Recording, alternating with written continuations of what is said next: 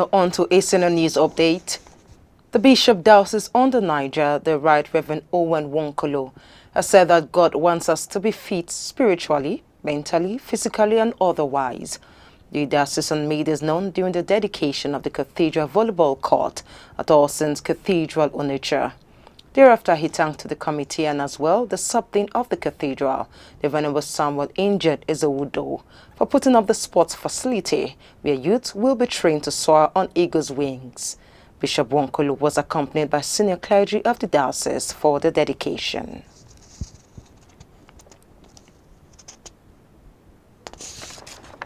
Armed men suspected to be bandits have murdered the Catholic priest, Reverend Father Vitus Borogo in Kaduna State.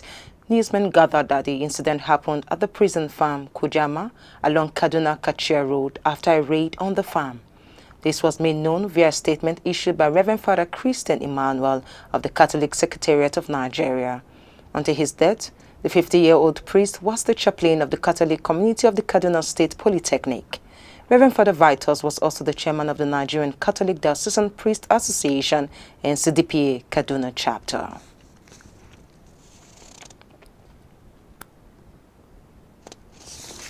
Angry youths reportedly caught two of the suspected killers of Edo Catholic priest, Reverend Father Christopher Idia, and allegedly set one ablaze. The late priest was killed after he was kidnapped by suspected headsmen in his parsonage at Ikabigbo community of Issaquah, West Edo State on Sunday morning, June 26. A Facebook user, Jim Edison Teddy, who also shared graphic video of the moment the priest was found dead, said the other suspect was rescued from the angry youth by policemen. Meanwhile, a leader of the community who did not want his name mentioned for security reasons told newsmen that one vigilante member was killed by the kidnappers. Recall that the Catholic priest, Reverend Father Osia, was abducted by gunmen early hour of Sunday morning in Ikabibo community of Issaquah West local government area of Edo State.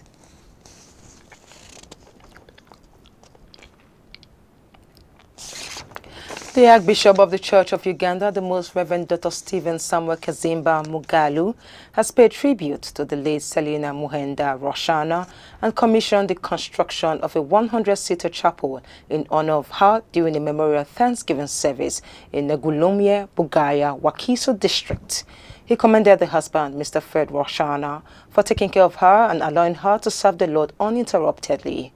Mr. Bala Muhembwa described her mother-in-law as a prayerful, hardworking and loving mother who was very committed to achieving the best in her children, and commended her for being a courageous woman whom she said was at the forefront in the fight against the deadly Ebola virus when there was a breakout in Uganda, a feat for which she was recognized with a National Independence Medal on 8 March 2015.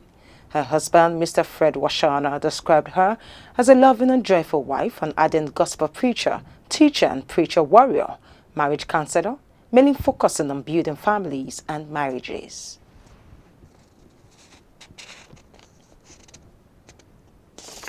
Some churches under the umbrella of the Pentecostal Fellowship of Nigeria (PFN) and Christian Association of Nigeria (CAN) in Ibadan, Oyo State held special prayer sessions for the peace and stability of the nation.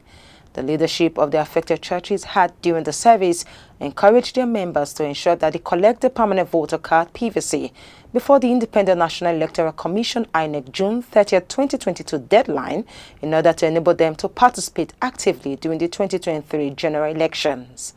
It will be recalled that the president of the PFN, Bishop Francis Wale Oke, had in a statement at the weekend declared yesterday, Sunday, June 26, 2022, as Operation Show Your PVC Day. Oke stated that the 2023 elections would be a make-or-break election, as Nigerians, especially Christians, must be fully involved in deciding the next leader of the country. Meanwhile, in strict compliance with the directive, the leadership of the Redeemed Christian Church of God, RCCG, had in a memo emanating from the Office of the Intercontinental Youth Pastor to all the parishes nationwide, directed that all the pastors must sensitize their members on the need to collect the PVC.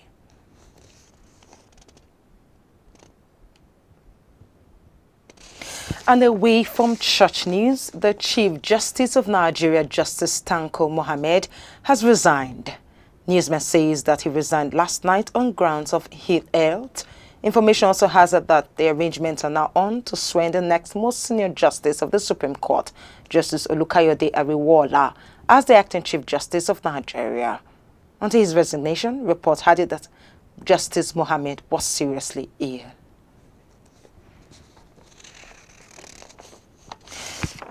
And so that's how it has been on the news update. Thanks for watching. I am Phoebe Agiriyu. God bless you.